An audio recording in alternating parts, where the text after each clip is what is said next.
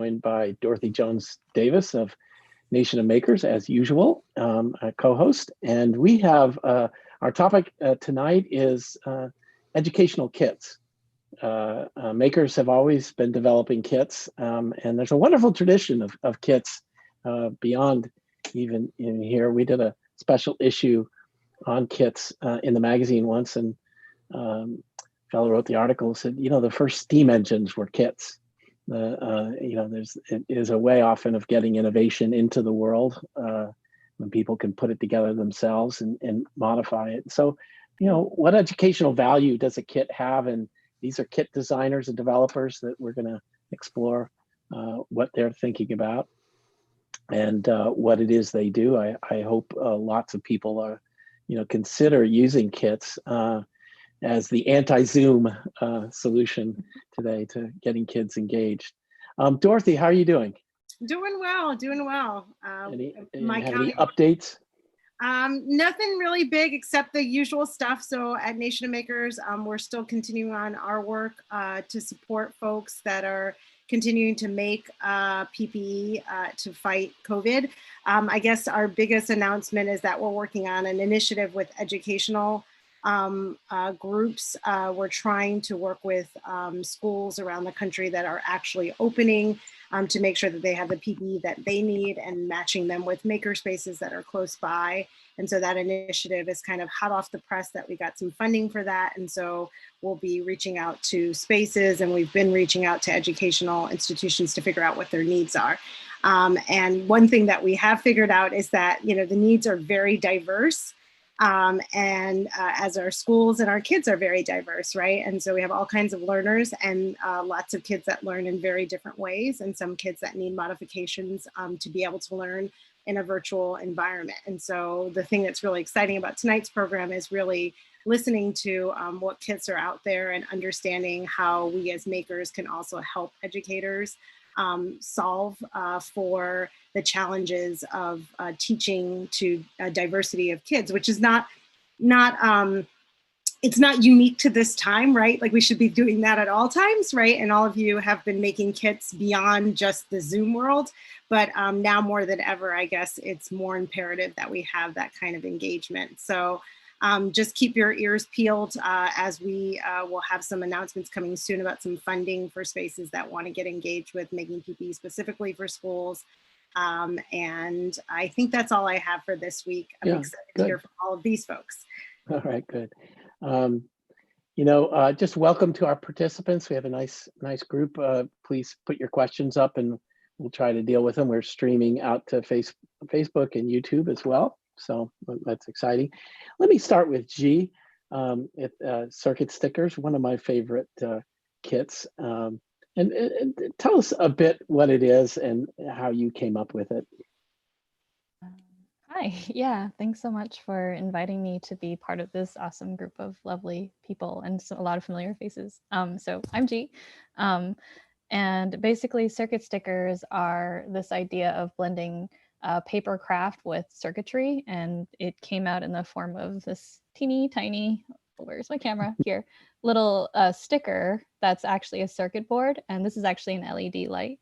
And kind of just so you know what we're talking about, how it works is this is actually a little book where you can build circuits in it, and I'm adding a battery, and then when I add power, the light's turning on. And then kind of where my background comes in is, in addition to building the circuitry on paper, we want to add images and stories, and that's kind of like the point of making stuff, which I think everybody here is like nodding and smiling, so I think we kind of agree there. So that's kind of where I come from, this idea of how do we make ways to create things that express ourselves, that, everybody who makes something with a kit, for example, creates something different. And it's why that's important to me is that then it allows you to make stuff that you care about and celebrate who you are.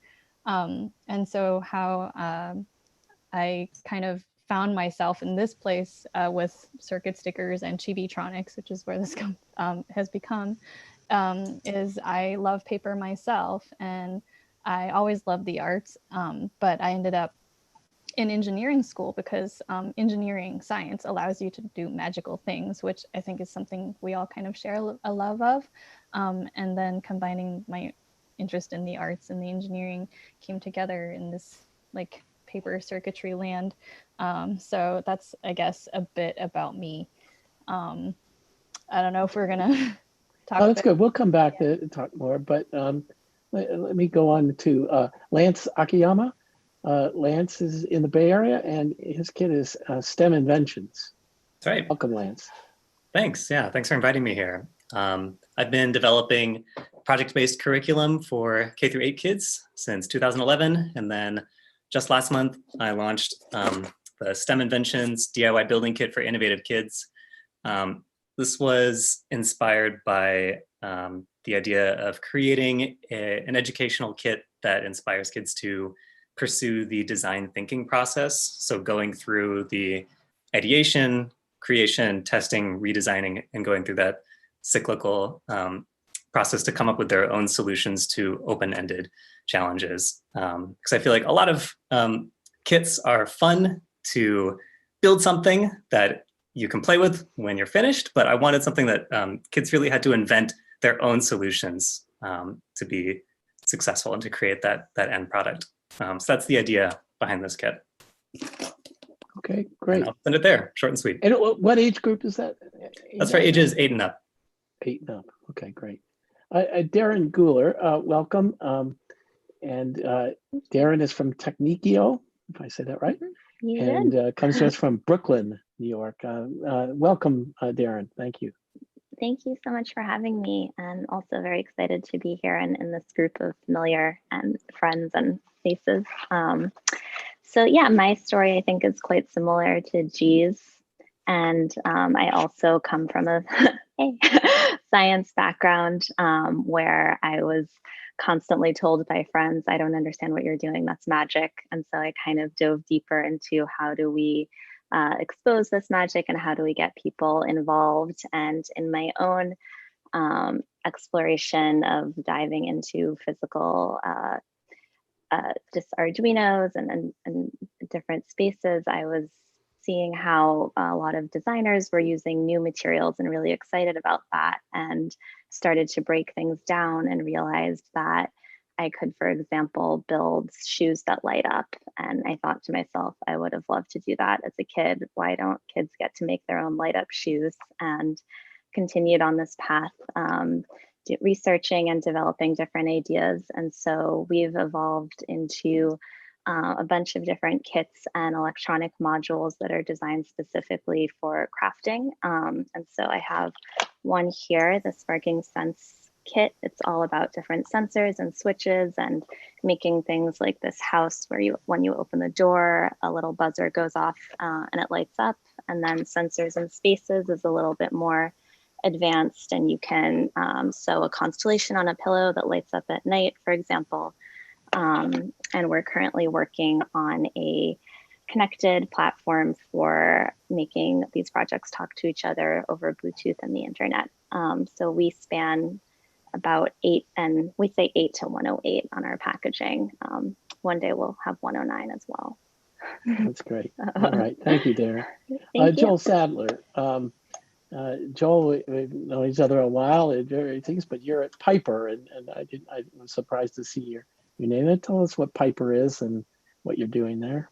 And other things. Sure. It's great to be here amongst kit makers, because I had this suspicion along the way that every great sort of builder of meaningful things had something in their early childhood that gave them the confidence to go on this path of making.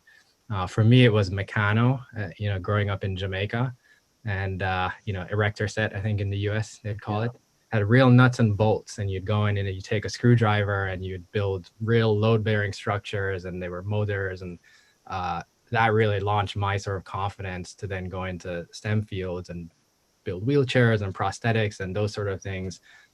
So with Piper, what I was thinking was, with the emergence of the things beyond the sort of atoms, so computation, sensing, programming, what I call creative computing, I wanted to build a kit that was like my 7-year-old self today. And so with Piper, we built a kit where instead of sort of just a box of parts that maybe didn't have a sort of focus, we decided, well, let's have everyone build their first computer, but we're going to use the modern technology of a Raspberry Pi, and then use gaming, like things like the Minecraft Raspberry Pi edition, and then have kids sort of go along this first journey of taking nuts and bolts, the same actual nuts from the Meccano sets. I took the dimensions from that. And it's laser cut wood, and it comes in a package that you have to put together. And so teachers as well as parents could have an experience. This is one of the originals that I have in my archive.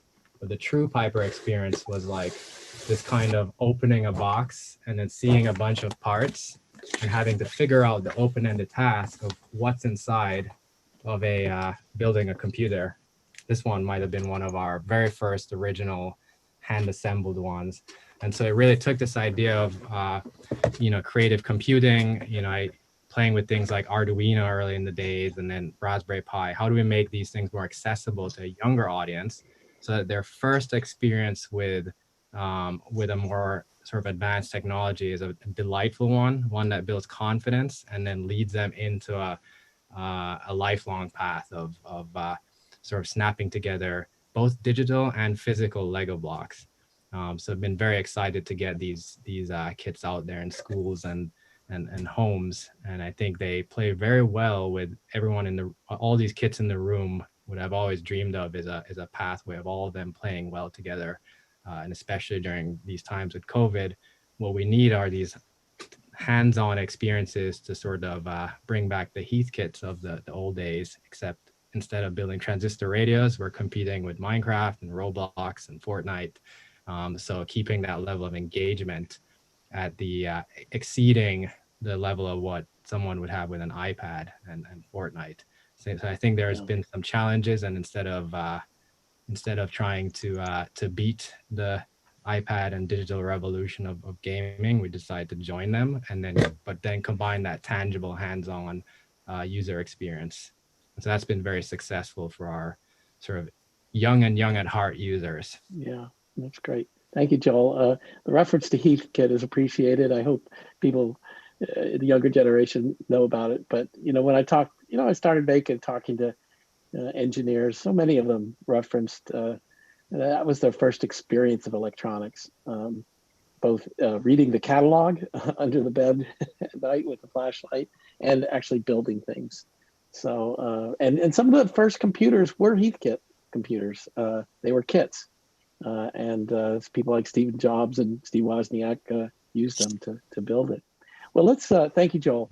Let's go up to Tianli Yu, who's joining us from China, and the Morpix robotics kit. Welcome, Tianli.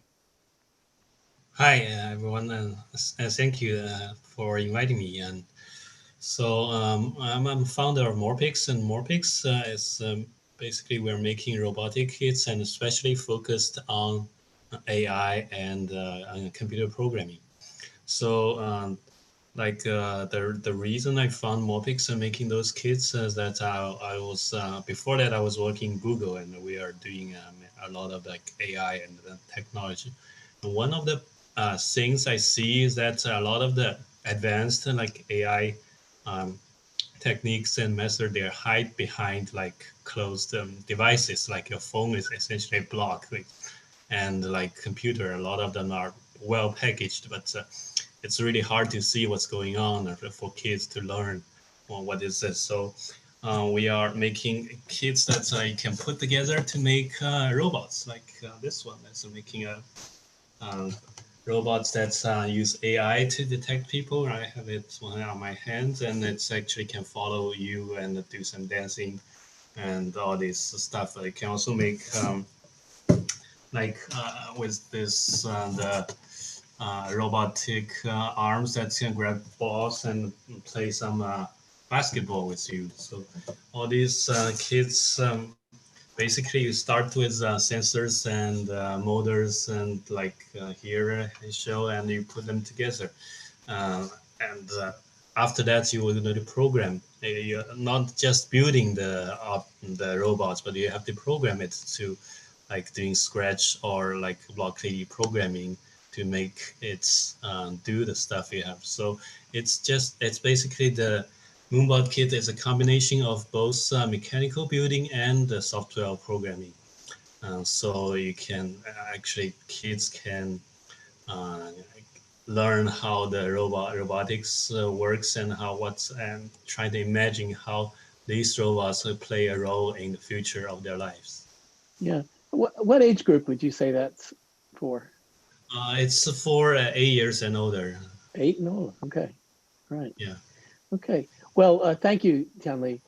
Shannon Hoover and Carrie Lung are both from Make Fashion, and you have sort of wearables and fashion related kits using technology. So welcome to both of you. Shannon, do you want to lead us off and give us an explanation? We'll go to Carrie then.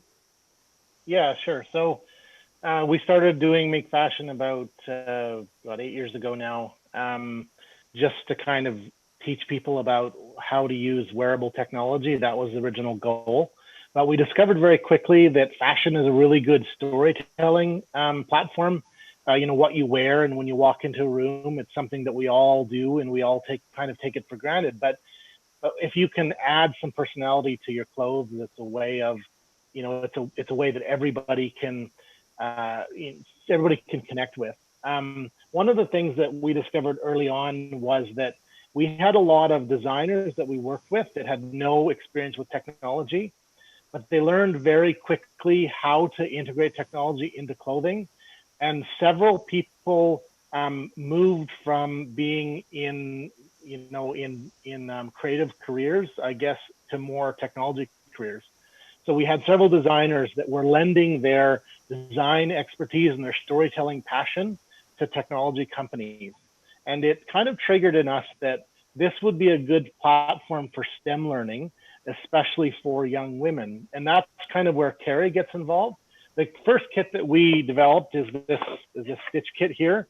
And it's a little bit rudimentary and a little bit more techy. And then we started working with Carrie and several educators around the world.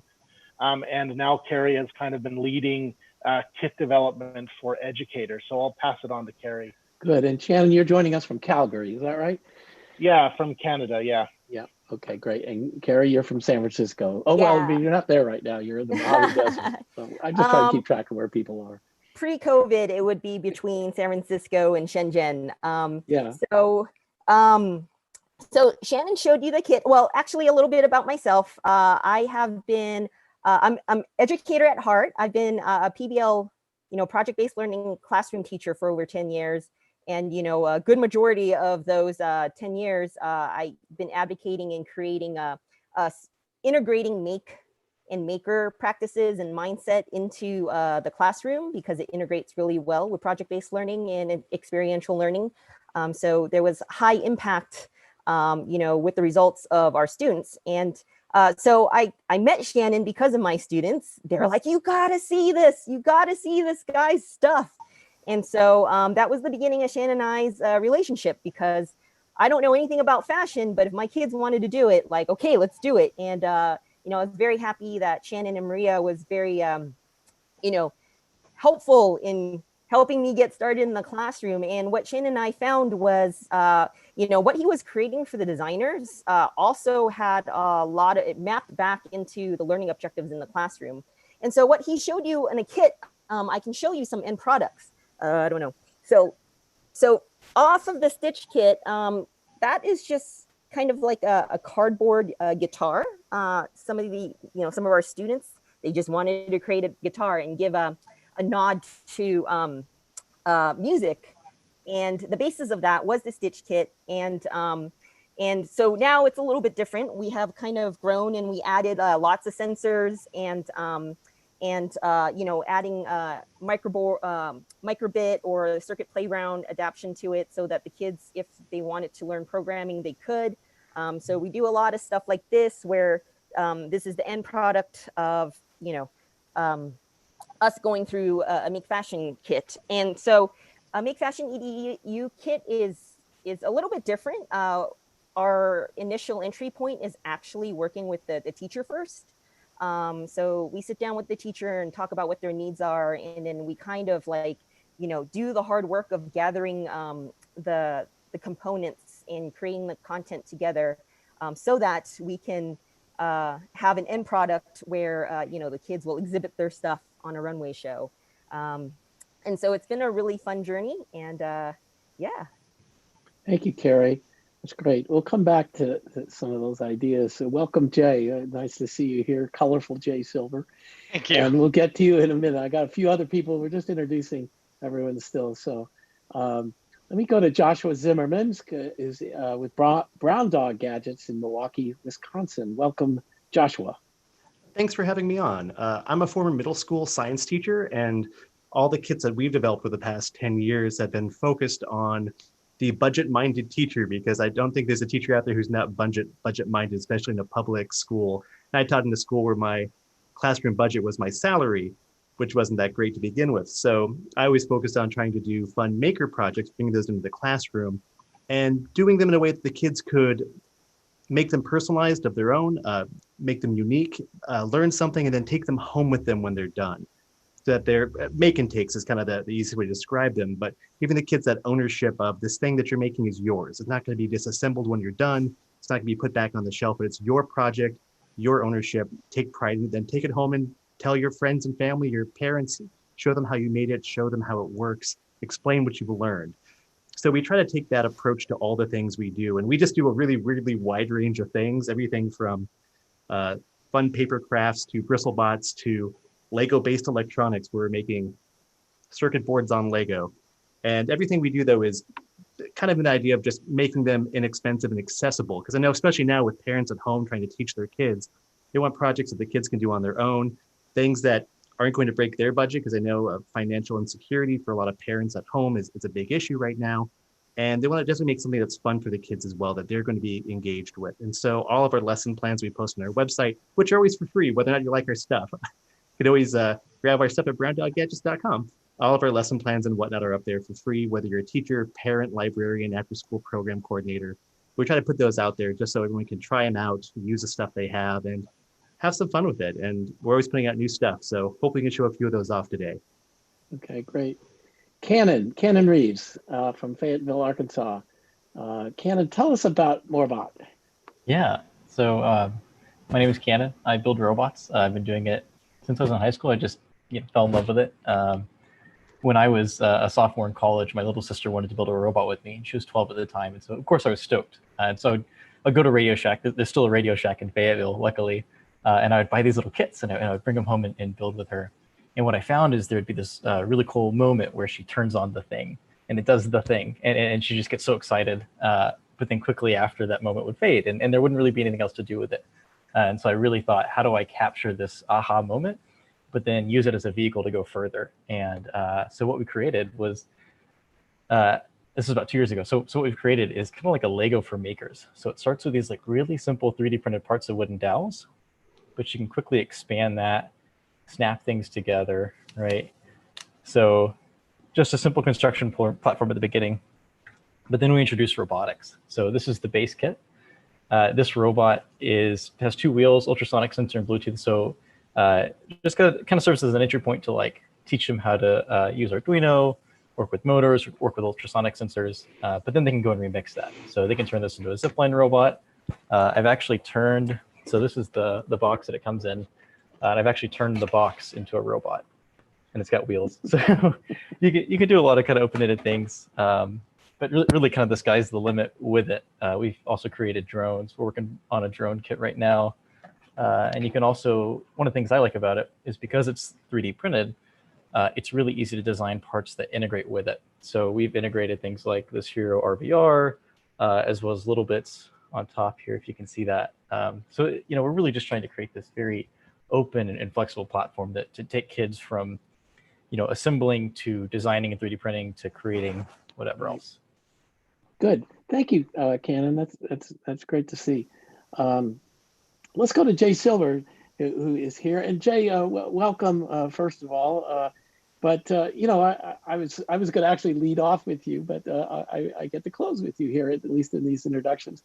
I always remember your paper, I guess your thesis at the Media Lab of world as construction kit. And I thought that was such a great idea, that if there was a time for, viewing the things around us as components and things we can put together to realize what's in our heads and in our imagination, this is the time for it. Jay, you can certainly explain more of that, but why don't you tell us a little bit about that idea and riff on that a bit? Sure, thanks. Yeah.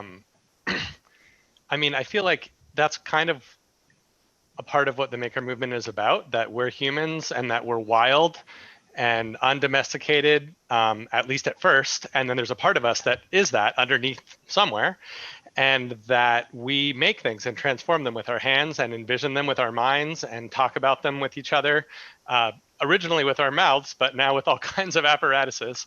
And the world that we live in is transformable. And we have the ability, unlike any other species so far on Earth, to transform it in large ways. And well, our mission at our company, and the name of my thesis, and something I think about a lot, is that the world is a construction kit. And it's just true. It's not something that I'm making true or something that I'm really bringing to anyone. It's just true that the world is a construction kit and we can remix it. And so with the different products we put out, like Drawdio, which turns the world into a musical instrument, or Makey Makey, which is kind of a duct tape between physical objects and digital apps that lets you make things like banana pianos or like grandma high five selfie machines, things like that, to Game Bender, which views the digital games, apps, and TV shows in our world as materials, craft materials that we can remix. The whole world, I guess, and even the online digital world, even Facebook and Twitter artifacts, and even this Zoom call. Actually, I didn't plan this, but like even this is a construction kit, right? So we can try out different filters and we can transform, I didn't really think I should be saying this, but like this is a construction kit right here. We can mess with it and play with things. So really all media, from, like wrenches and like glasses and like Zoom video feeds, are meant to be played with and hacked and consumed and traded and shared and loved and ignored and all these things, because we're human and we get to do all this stuff. So it's just a wild, passionate, creative making. That's great. Thank you, Jay. It's great to have you here. Thank you. I think Makey Makey is one of the sort of the, I don't know, prototypical maker kits in a way. And when you try to explain to people sometimes what banana piano is, you get kind of strange looks, and people want them to create useful inventions and things. But the idea is that people are inventing, they're creating, and they'll figure out useful, playful, fun, expressive, all kinds of things here. And I think we see a wide range of kits here. But in this moment of sort of COVID-19, where parents are trying to figure out, more than ever, I'm responsible for my kids' education and engaging them. The thing that always struck me as a kind of a core idea of the maker movement is we didn't want kids to just see themselves as consumers of just what they could buy, but rather what they could make, what they could do.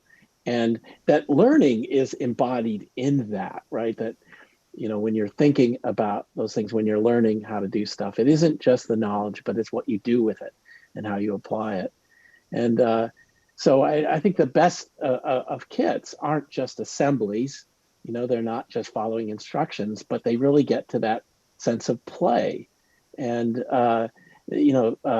some are more techy and some are more crafty. There's a wide range of this, but I'd kind of like you to talk a little bit about, any of you, that sense of play, how you use a kit. Is it just a functional thing, right? Of like understanding the instructions and putting it together properly, but how it engages a person to do, things for a while, not just take Legos and build the thing that's on the cover, but actually to discover and learn along the way. Let's kind of wave or just go into it if you have an answer, a thought to share. Joel? Oh, I think a lot about the play patterns, in the traditional toy industry, they call them play patterns. You have something like Minecraft or Roblox, where if you look at the raw hours and raw delight and engagement that kids sink into these tools, you could see that there's something there that is very desirable, right, in the kits that we build. So I think one thing that at least I always think about is, well, what is the raw level of engagement that we're getting out of this kit, in, let's say, measured in hours or emotionally or something on that level, and how does it compare to the most enjoyable thing that I can see out there? Getting a little echo, but no problem. Tian Lee, could you mute yourself really quick? Sure. So we always compared our stuff to, well, how are we doing compared to the choice of Minecraft or equivalent and whatever it is, these days, maybe Fortnite or Roblox. And if we're not beating that level of engagement, then we have to go back to the drawing board, redesign this user experience to really exceed in some way. So I think that is an important bit of the play pattern as we compare to how play is changing over time. That's great. Xi? I really like the concept of play for many reasons. The first is this idea that you're allowed to make mistakes, and that's so important in learning, because in order to go somewhere that you haven't been before, which is in my way one aspect of learning, you have to be able to go the wrong way and then go back and go to the right way, and that's what learning is. But I would say, especially more recently, one thing that I love about play is it's this period where you feel safe enough to go and just do stuff. It's this, like, when you're playing, you're in your like little safe bubble where you can explore, and you're in your little world in a good way, I guess. And so I try to think about that now, which is, when everything is so confusing and often very scary or uncertain, how do you create a place that feels safe, like a playground, except for life, where you can still, despite all of the, germs or whatever that are out in the world and other things, you can still create and learn and get a little bit messy and still feel kind of secure inside. And I think that with respect to toolkits, maybe they're spaces for us to create little like micro worlds, not just for learning, but for feeling safe and good enough to play. Well, I think it's like trial and error too, right? So it's trial and error in this really safe way, like you're saying, like it's this, you can have fun, it's joyful trial and error. So you do something and you have a reaction, something that happens, in all kinds of play. And I actually was thinking about what you were just saying, Joel, about my daughter's obsessed with Roblox to the point where we're trying to actually turn it into a good thing by teaching her game design within Roblox. So at least she's learning some skills there. But one of the things I asked her what she likes about the game she chooses, because you can choose a number of different types of games. She's really interested in the building games. And I'm like, well, we can build outside of this fictitious world, in the real world, you can also build. And obviously she's part of a family that cares about making. So I'm like, come out into the real world, the non-virtual world. But I think there is this place where, when we think about what are we looking for in the world and what are we trying to do through play and what we're trying to do through education and how we're trying to teach concepts and learn, there is this sort of balance between this notion of, it has to be something that we enjoy doing, something that we feel safe doing, this world that we create for ourselves. And I think Sam in the chat there said, now more than ever, we need this. And I think it's true. Like right now, we're all kind of looking for that escape to sort of playful learning where we can acquire new skills, but not in this overly onerous way, because we have so much heaviness in our world right now. So I think there's some beauty to the things that you guys are saying and the things that you're building. One of the things that I think of play too, and I'm going to show this to either Shannon or Carrie a little bit, is to make things that you play with is a pattern. It isn't just you make the thing and you're done. But I used to, Joshua, you have a brush bot kit, but I used to see this exploratorium when kids would, they'd make a brush bot and then they go to like a pizza box and there was a maze or something in there, and they would watch their bot go around, and then they'd go back and fix it or do something else to it. and that iteration between kind of building and playing with the thing. But I think that must be true in fashion as well, with a lot of the things that make fashion. Carrie? Yeah. Yeah. So like this idea of play, and you know, you kind of really hit it on the head with the safe spot, having a safe environment. You know, with fashion, I think first and foremost is accessible. You know, everybody wears clothes. Everybody, you know, it's an entry point to a conversation with almost everybody, or anybody. And so it's a safe way for us to start talking with our kids and creating that safe environment for them to fail in, to explore, to play. And when you allow that, then they can start using expression, and they can start using make as a way of, you know, like channeling their feelings out, and you know, recently is channeling it into advocacy. But I think you know, it's those iterations, like you were saying, Dale, like it really needs to start, you know, especially with fashion, that entry point, like, okay, it's okay, we're safe. And then like, here's the tools that you can create in, which is, you know, all the things that Shannon and I work on. And then the kids iterate, you know, their fashion, their expression piece, and they're proud when you walk down the street with what they wear because it meant something to them. Yeah, Joshua? Sure. I love when kids have the opportunity to fail in a safe environment, because I just found teaching middle schoolers, they're such a cantankerous bunch of people with major emotional like ranges from happy to just dramatically sad over minor things. And I loved being able to give them projects and activities where they could fail, but then they could choose to fix it on their own. They could experiment, they could try out different materials. The point was to just try things out.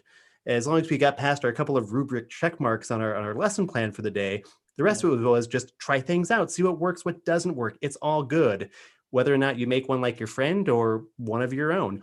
And it's just a really great confidence builder for kids, and just letting them know that you can fix your own mistakes. You don't need to have an adult step in. You don't need to have a master's in engineering to figure out this problem. You can figure it out on your own. And I like doing that with lots of different materials, just giving them a wide range of things to try out and just manipulate. The more hands-on things they can have, the better. And even that's why I'm a big materials person. A lot of our parts and kits are based around fun materials, just because letting them know they can manipulate the world in ways that they don't usually see in their day-to-day life. Like with conductive tape, it's such a great substance and there's so many varieties out there.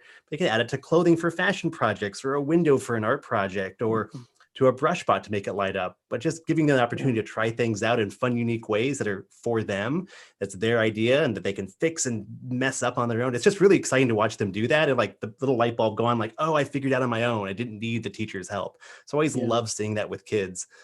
Yeah, thank you. Lance, I'm going to go to you. Let me actually ask you a question you could also comment on.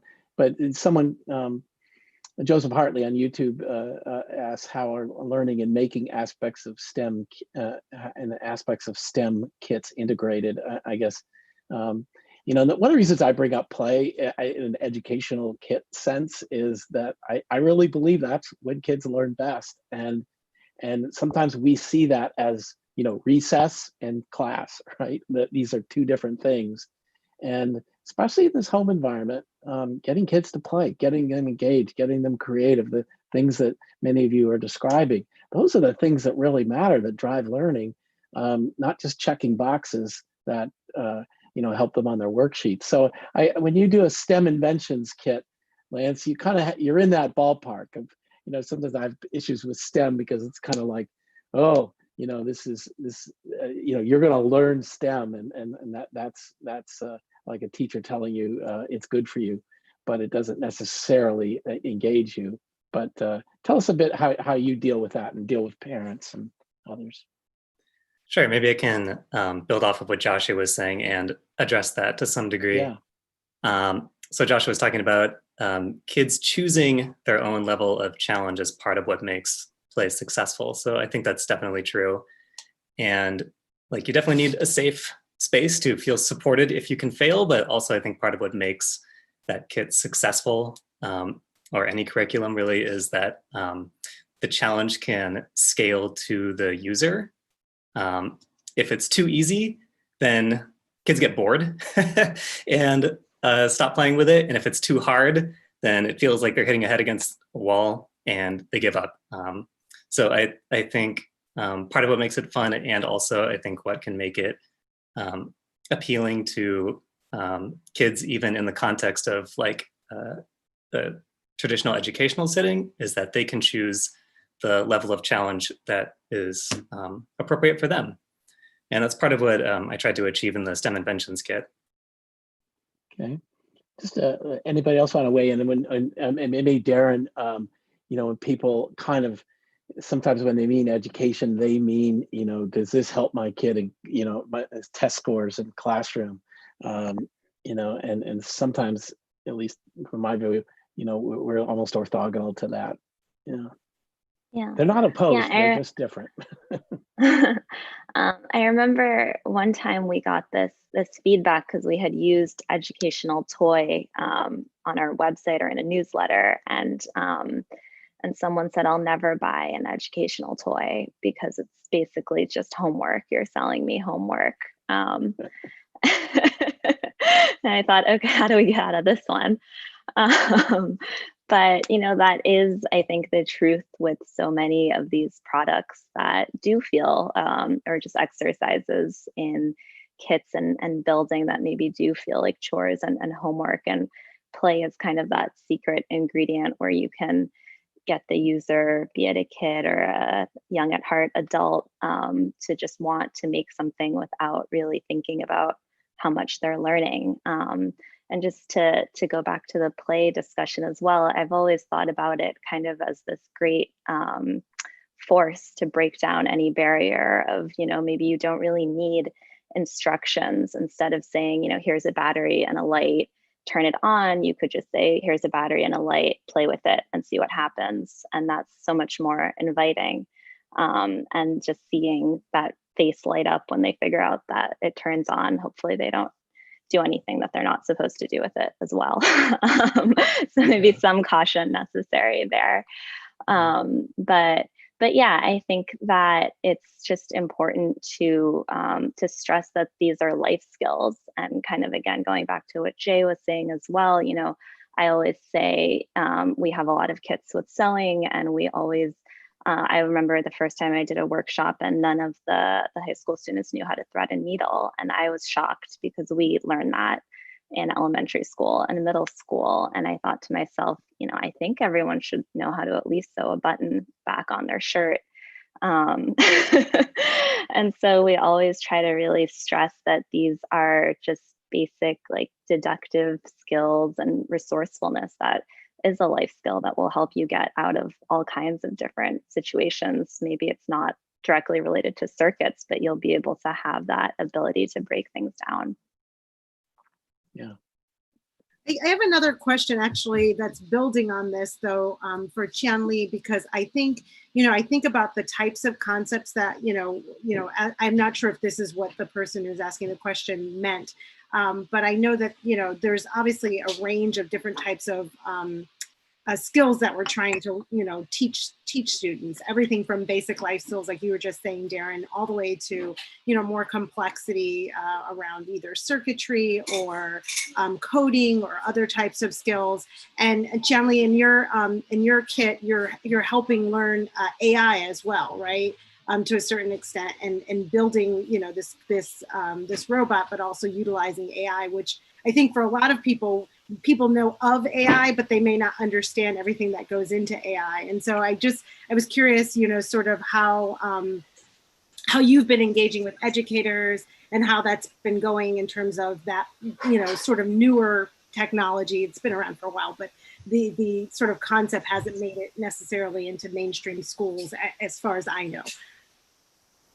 Right. Yes, it's actually, I think, two ways. Like, one is that we make those AIs into like simple and easy to use blocks, like the sensor module. This is a vision sensor, and that can see and detect objects, and some, like, we actually have some cards that's this sensor can recognize, so kids can easily show the different cards to the robots and try to control it. So this is like give them a good sense that they can easily used to put together a thing that acts like intelligently or sense intelligently. And so that's the way to give them the major concepts of the AI. And the other things that we put them into, like put the whole kids into a background story, like it's called Moonbot for a reason. So it's a robot like coming from the moon base, and there's some mission that you have to do to finish your a job that's to survive on the moon. So in this like futuristic background story, to encourage them to imagine what they can do with these AIs, it's use their programming technology to solve the problem that they might meet, they might find in their future, yeah. So Yeah. that's how we help them like get familiar with AI easily. Yeah, Cannon, let me ask you. It kind of builds on this a little bit. Is how I'm gonna like to get from all of you too. But if I'm a parent and I've got kids, I part of it is, oh my God, they're going to get a robotics kit and they won't know how to use it, and I don't have the time to spend it with them. You helped your sister, when you're young. Sometimes it's family dynamic. You have siblings that can help, but like, parents kind of want some kits to just work on their own and engage the kids, and on the other hand, they kind of want to know that their kid's going to be successful in the kit. So robot kits are more difficult than average textile kit. So how do you set expectations for parents and kids who get your stuff? Yeah, I'm all about. So when we look at a kit, we think of like, what's the quickest way to get to a win? Like, how can we get them just getting something moving with the least amount of things that can go wrong? And then on top of that, we built an entire learning platform for the students to go on, because I'm really big on allowing students to kind of have a self-paced learning experience. And I'm really big on like step-by-step with really nice pictures. So we spent a lot of time creating really thorough documentation that's still really digestible. And then just basically like show the parents where to put the kids on that resource. And then, yeah, I like the idea of letting the kids kind of lead themselves down the path. So like for a more tangible example of what I'm talking about, with the space robot, the very first thing they do is assemble it all. Almost all of them get through that, no problem. And then they have to add wires for the motors, and they have to upload an example code that we have. And then they get to see it move. And so, that's the very first thing. And then right after that, we'll take them and say, okay, well, what if we wanted that robot to have some smarts and to perceive the world around it? We will add the ultrasonic sensor to it. One thing that we found over time is that with some of the younger ages, sort of the DuPont wires and jumper wires with the Arduino become a little bit difficult. So right now we're developing some stuff for microbit and Grove connectors. So we're really trying to like figure out, okay, where's the pain point when you've got a bunch of kids working with us, or even parents in one kid, and try to eliminate them. But yeah, so long answer short is good content and new boards and new features to make it easier. Mm-hmm. Joel, how do you have a pretty complex box, that arrives. How do you talk to parents about their investment in time getting their kids up to speed? Yeah, this notion of the complexity, the perceived complexity. It's interesting with Raspberry Pi when it came out, right? A $35 credit card size computer. So the media would say, when I actually sort of took these kits, gave them to people, watched people using them, I discovered there was a huge usability issue. It turns out that even engineers have a hard time making an LED blink with well, Arduino was maybe a precursor in these usability issues. So I think, overall, when we talk about complexity, it is hard to do even hello world basic things with a lot of these tools. This is even before we're talking about AI, it's at the extreme edge of computer vision and things like that. Look, it turns out making an LED blink is pretty hard in most kits. So, I've tried a lot of the kits of the people in the room here. And so my secret test is I take a stopwatch, I put you on camera, and I say, make this thing blink. So I do the blink test, and I have a few other tests like that. And, if it's more than 7 seconds, then, I call that a fail. and that's a pretty extreme test, the 7-second test. So, you know, with Piper, what I discovered was if I don't put everything in the box that's needed to pass this test, there's just no way that, you know, an average person with no experience is going to achieve this, let alone a 7-year-old with no help. You know, some 7-year-olds might be in a classroom setting that might be facilitated. I just assumed, look, you know, a 7-year-old alone in a room should be able to pass the blinking LED test. And so at least at one level, the way I thought about it was, what do I need to put in this box that's going to enable these very rapid, let's say the basic interactions before we can get to this thing that Jay is talking about of seeing the world as a construction set where we can free form, combine all the elements of imagination all the way up to very cutting edge, you know, AI. Before we can get there, we got to get the foundations right. So it turned out that what I decided to put in the Piper kit was just sort of I only put in what I thought was necessary to get there, and we just kept testing until actually kids started passing a few of these heuristics. And you know, you can think about maybe some of the other kits in this room that do pass some of those basic tests, like you know, with Chibitronics, it's such a beautiful way to get an LED to turn on, and it turns out you know, this does pass the test. The brown dog sort of snapping with Legos, it passes the test. So then, you know, I'd really applaud those kinds of kits. Makey, same thing. And so I actually, you know, took a lot of inspiration from those, let's say, the core interactions. And it turns out with, at least with Piper and a $300 kit, this is maybe one of the most expensive kits in the room.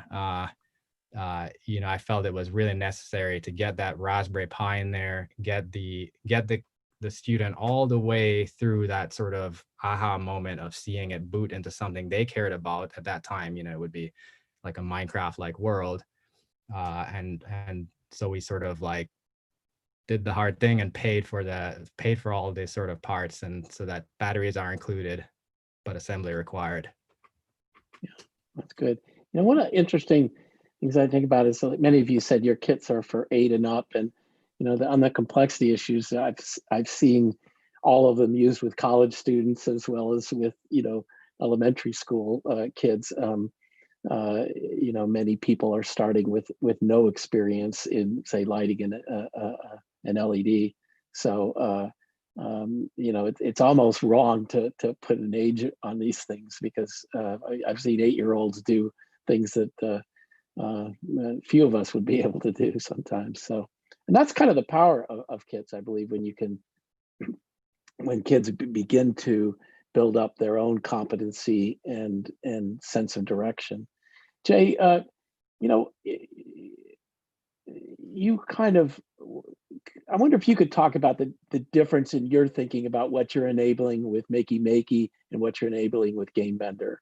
You know, like why you went further in setting up Game Bender. Yeah, sure. I mean, the real big inspiration was that the world was getting so digital and it was difficult to grab digital artifacts and use them the way we would use scissors or hot glue or, you know, or Elmer's glue or spray paint. There's no hardware store where you go and you just grab some stuff and then you're manipulating digital media. Now that might not be true of, say, a photo. Like, we can kind of manipulate photos and we can manipulate maybe audio. Some of us can manipulate audio. And if we're a little bit advanced, we might be able to manipulate video, but I'd say it's difficult to manipulate video quickly. And then it gets almost impossible to easily manipulate like apps and games and things like that, to try to recreate them and recombine them or cross them with each other, drop aspects of them from one to the other, the way you can with a popsicle stick or paper or pipe cleaners or any kind of crafts or even home materials, even things like bikes in your house. Most people can modify those. It's not easy to modify your house, but there's a hardware store in your town and it has thousands of items stocked to easily modify your house, almost no matter who you are. So where is the hot glue and scissors for functional digital media, like digital media that has complex functional interactions? The way a house is complex, but it's easy to paint it or it's easy to caulk it or glue it, or the way a bike is complex, but again, it's easy to paint it or add things to it. So I wanted to make the kind of spray paint for games, or the glue for apps or something like that, because this digital part of the world, as proven in the last 3 months, I guess, is like really maybe more than we want, or maybe in a way that we do want, depending on who we are, really part of our everyday lives now. And so it can't be beyond us to grab it with our hands. And sometimes it is, so that's disabling. And just a very short comment on the topic of play is I just want everyone to think of play for a second as a kind of primordial trance of sorts that puts us in a space to dance around and have conversation with our hand, with materials, and with each other. And there's even a play bow amongst animals, and all kinds of ways to signal playing amongst animals. So this is before the like prefrontal cortex kind of consciousness. Playing is like childbirth, or you might experience it when you're riding a bike, or you might, like if you've ever foraged for food, or even just navigated. There's a part that if you get in the flow, if you're not feeling afraid, when you're afraid, you tense up, you might not know what to say. If you're having, oh, I'm stuck, I'm frozen, right? That's not a kind of natural state to be in. And so when you're playing, there's this kind of like automatic, like ancient, like wisdom or just naturalness about moving the body around and trying things out and figuring out how things work and assimilating it. So there is something kind of like magical about that play state, and I just want to liken it to a trance. Yeah, it's great. Yeah, I want to welcome Sam Yancey on. He's been one of the most active chatters we've had in a while. And do you want to just, I'd love you to ask your question about creative. That's how do you stay creative? Because it's actually not about just us. It's about the people that are all around us. It's, I think so. Maybe get off mute and I'll give you the final question here, Sam.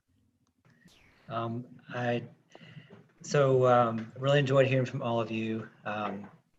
And so my question was, yeah, it's really for everyone, for all makers, but for you to the panel, just how are you still staying inspired and creating and making during these times? Just something I'm really, you've shown these wonderful kits that you've made, and that all of them, which I'd love to try out. But I really just want to see or hear through your stories just how you're still doing what you do best, which is making and creating and inventing and designing new things. Mm-hmm. That's great. Anybody want to jump in?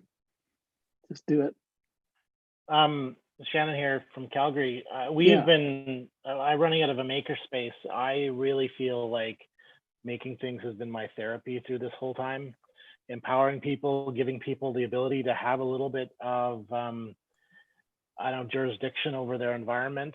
It's been like it kind of feels like so much of the world is out of our control now. I think it's been really helpful and really important that people are able to feel like they have some kind of control. And we've been doing that a lot with PPE, but the same is said for like some of the Make Fashion students have been making garments that tell stories about Black Lives Matter. I think it's really important. Making is a way that gives people some of their voice back. That's great. Could you just continue on what you said in, let's see, are you there? There you are. I love what you wrote. So thank you. So I think this is such an amazing question, and I really truly am wondering what everybody here, including you, Sam, are doing. For me, I echo what a lot of other people are saying, which is it's super up and down. I mean, the world is scary. I've never cried so much.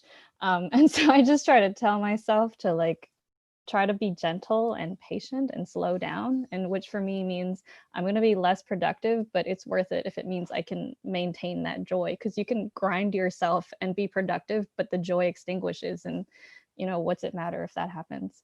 And I, otherwise I take a walk every night with my family. I'm lucky enough to be close to them and be close with people that I care about and who care about me, and they help me feel really grounded. And like I said in the little chat, it just feels like somebody keeps turning off the gravity and you're like struggling all over again. And so they help keep me centered. Maybe they're my center of gravity. But otherwise, you know, I draw, I color because I can't think enough to draw, I guess. I read, I stargaze. You know, it is what it is, is how I feel. Yeah, thank you. Lance, how do you stay creative during this period? Sure, I can speak to that. Well, right now I hold a full-time position with Galileo Learning as their senior science curriculum developer. So I work with an amazing team of creative-minded individuals, all creating content so that kids can grow as innovators. Even at home, we've been creating a lot of virtual content. So having that team for me has been a great resource. Seeing what they're creating and the fun stuff that they make really helps inspire me. And then if I feel stuck or down about something, I can turn to them and share my ideas and get feedback on how to make it better or move forward. And outside of that, I I go down YouTube rabbit holes looking at cool laser cut gadgets, or just find interesting DIY projects and really fill up my own inspirational reserves before going back at it and putting more out there. Great, thank you. Tian Lee, how do you stay inspired? You know, you actually go back and forth, or have used to go back and forth between the United States and China, coming to the Bay Area. I suppose that's not happening now, but how do you stay inspired? Well, it's yeah, it's been a little hard to travel right now. So, but yeah, it's I guess I always get inspired. Like we used to make some like wood robot kits, and every time that like those kits, like kids can put together a wood robot. It's actually not plastic like good, but every time a kid's like once they turn on the battery and the robot start moving, the eye lights up. Oh, the expression I see is like really amazing. That is, they feel so proud that they can make a robot like that. So that's usually the time that I also get inspired to keep making these kind of kits. So I think a personal like a robot it means like a lot for kids because like that's the thing that they created and they can get a control of that. That's so and right now so I still like enjoyed and also she enjoyed like the scratch based building. I did a lot of coding using like text tools IDEs, but I actually find very fun to build programming using blocks. You can just put them together and it's like a very colorful picture of your program and you can see everything in one screenshot, and that's actually more fun than doing like typing and doing. So sometimes like I go back to that to make some little program for the robots we have, and that's kind of relieving sometimes. Yeah. Anybody else want to jump in? Joshua, you're on mute. Still on mute. There we go. Oh, back on mute. There we How go. about now? There we go. Yeah. Sorry, I got mute on here, mute on the screen in front of me. We've actually kind of found COVID to be kind of nice for our creative juices in a way, because we do a lot with teaching conferences and library conferences and do a lot of maker events. And it's always so frantic for us doing events nonstop and traveling. And we kind of get into a small business rut of doing what we need to do, not what we want to do. So having this kind of challenge of making new projects for kids at home versus the classroom has kind of let us bring in some projects on the back burner, some ideas we just kind of had floating around on our whiteboard for years. And just like we should just kick them into gear, try them out, see what people can do with limited resources at home versus more resources in the classroom. And so it's kind of got our juices flowing in a new way and helped us kind of get through some lulls in business and travel this summer and just to have some fun and be silly in a different way than what we usually are. Because yeah, running a small business is always just hectic, just constantly hectic, but it gives us a little more time to be fun again. Yeah, that's great. Joel? I could just mention this a little out there, but because, spending so much time away from physical team and indoors, well, I've been spending a ton of time in VR, and I've had some wonderful, personally creative experiences. I'm coming from the physical world, but now I'm sort of spending more and more time in this digital medium that the boundaries kind of blurred, right? I painted in VR, I built an engine in VR, I did a surgery last week in VR. I saw a play in VR with actors, with friends. I watched a class over summer entirely in the virtual world. And so that's been a new exploration for me from a creative and also educational point of view, that this is an opportunity to push the boundaries of continuing to do what we're going to do naturally, creatively, but maybe, using more virtualized mediums when it's appropriate. So I can definitely recommend to all the other makers to see what you can make in a purely digital sense. And I've been, pretty proud of some of the things I've made and some of the tools out there. That's great. Hey, Darren, I wonder if I could ask you I liked your comment that you put in the chat about seeing lots of things happening in your community. And I think that's another part what happens to yourself or in your home, but looking out and seeing some of the good things that I think we've been talking about in Plan C, looking what maker spaces and makers are doing to make their community better. And it's kind of a really positive thing that's happening all around us. Yeah, no, I'm definitely feeling really excited. I think my neighborhood started this trend, at least in Brooklyn, of this mutual aid group. And now there have been lots of pockets around. And it started as actually helping neighbors who can't get food and helping to deliver them food and organize that. And it's just spiraled into a platform for discussing everything in the neighborhood. So last night I was actually in a meeting about doing something with the vacant spaces, which has always been a passion of mine, DIY in many ways. And so how can we turn that empty storefront into a place where, kids can hang out and make something, or turn that abandoned lot into a community garden.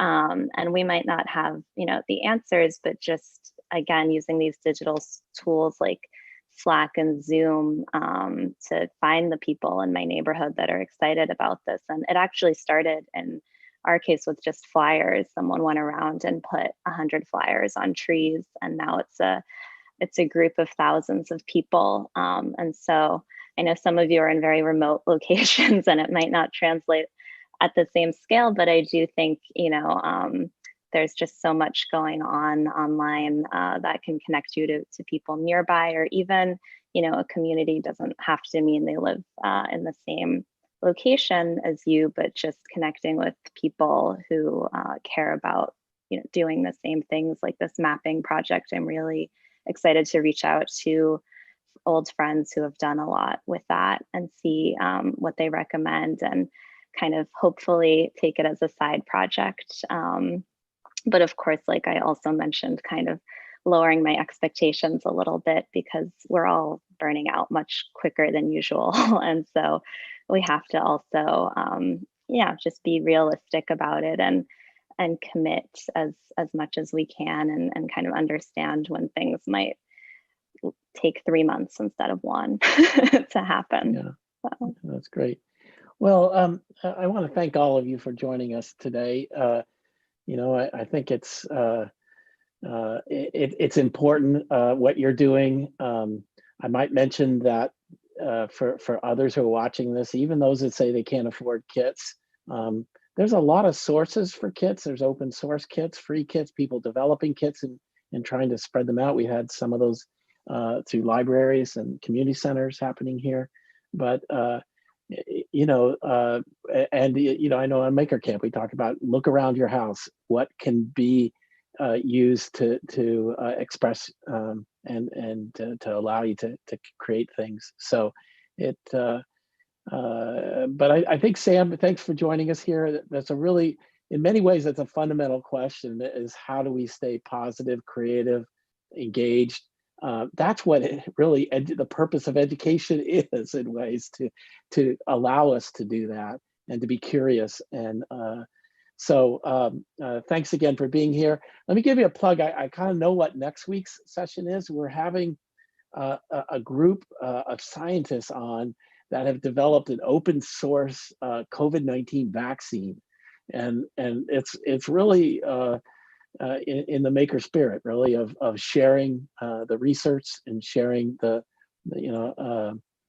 procedures. They're not producing a vaccine. They're sharing with the world. This is how you would do that. So it's a really fascinating topic, and we'll have them on the program next week. So again, thank you all for being here, and thanks to everybody in the audience. Thanks, Sam, for joining us. Thank you. Thank you, Sam, for being a great educator.